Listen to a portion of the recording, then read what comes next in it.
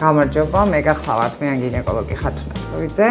სპეციალიზაციიდან გამომდინარე, დღევანდელი ჩემი მესიჯი მიმართულია ქალბატონების.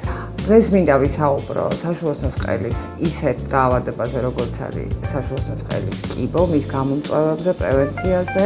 იანვრის თვე არის საშუალოსნოს ყელის კიბოს ცნობადობის ამაღლების თვე, ამიტომაც გადავწყვიტეთ, რომ ჩაგვეწერა ეს ჩვენი ქალბატონებისთვის. როდის უნდა მივმართოთ ექიმს?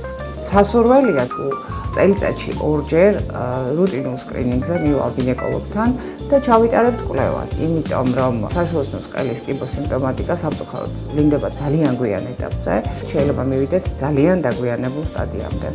ამიტომ ყველაზე კარგი პრევენცია არის ამისი, ექიმთან დროულად მისვლა, ჩატარება იმ კვლევების, რომელიც აუცილებელია აი ამ დაავადების გამოსავლენად. გამწვევი მიზეზები შეიძლება იყოს ადრეულ ასაკში დაწყებული სქესობრივი ცხოვრება, პარტნიორების ხშირი ცვლა და თუ ამის თავიდან აცილება არ შეგვიძლია, მაშინ სასურველია რომ სქესობრივი კავშირი იყოს დაცული, ჭარბი წონა და მთელი ის ნუსხა დაავადებების, რომელიც იწვევს ონკოლოგიურ დაავადებებს, იგივე სიგარეტი, ალკოჰოლი და ასე შემდეგ. გარდა ამისა, არის რამდენიმე საშუალოსნოს ყელის პათოლოგია, რომელსაც მივყავართ მალიგნიზაციის სახით საშუალოსნოს ყელის კიბომდე. ეროზია ეს არის ძალიან ბანალური და ყველაზე მარტივი ფორმა და ადვილად მოვლადი. ექტოპია, ექტოპიონი, დისპლაზია, საშუალოსნოს ყელის ლეიკოპლაკია და სხვადასხვა ვირუსებით და მათ შორის წამყვანი ადგილი უჭირავს პაპილომავირუსით გამოწვეულ დაზიანებებს, რომელმაც შეიძლება გამოიწვიოს საშუალოსნოს ყელის კიბო. ეს არამს არ ნიშნავს, რომ გაუცილებლად მივალთ ცუდ დიაგნოზამდე, მაგრამ ამ დროს ვზივართ უკვე რისკ ჯგუფში.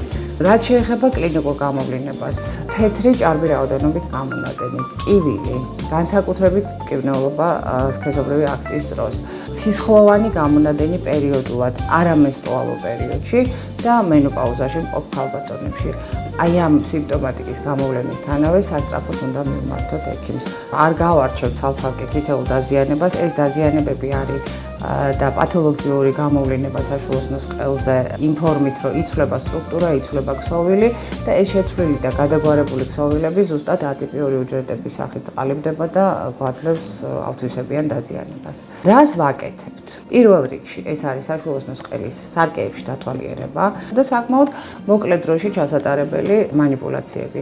კოლპოსკოპია, ანუ დათვალიერება ყელის და ნაცხი.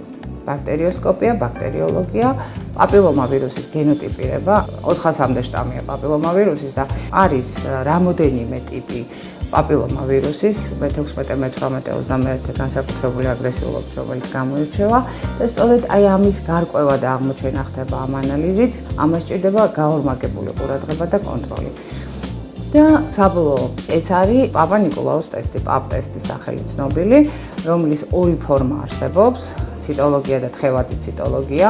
რა სხვაობა? ციტოლოგიის დროს ხდება საშუალოსნოს ყელის არხიდან და ზედაპირიდან აღებული მასალის გადატანა სასაქნე მინაზე და დაფიქსირება სპირტით, ხოლო თხევადი ციტოლოგიის შემთხვევაში ხდება მასალის სრულად მთელი ბრაშის მოთავსება სპეციალურ ნიადაგში და მერე ამის შესწავლა.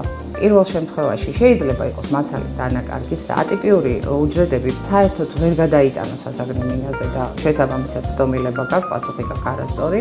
შესაძლოა სპირტით დაფიქსირების დროს მოხდეს სტრუქტურული ცვლილება ამ მასალის, რაც გამორიცხულია თხევადი ციტოლოგიის დროს. მეორე შემთხვევაში ხდება მთელი მასალის კვლევა, რომელიც ავიღეთ და გარდა ამისა ხდება გაფართოებული კვლევა მეორე ვარიანტში კომპიუტერული გზით, ყველაზე პატარა მოლეკულაც კი არის იმ ზომებში გადიდებული, რომ ხილვადობა არის ძალიან მაღალი.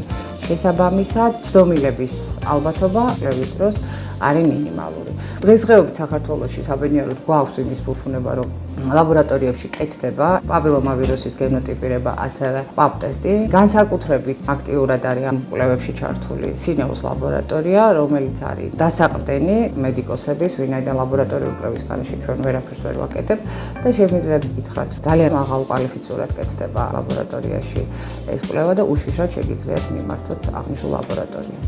ჯანმრთელობას გისურვებთ.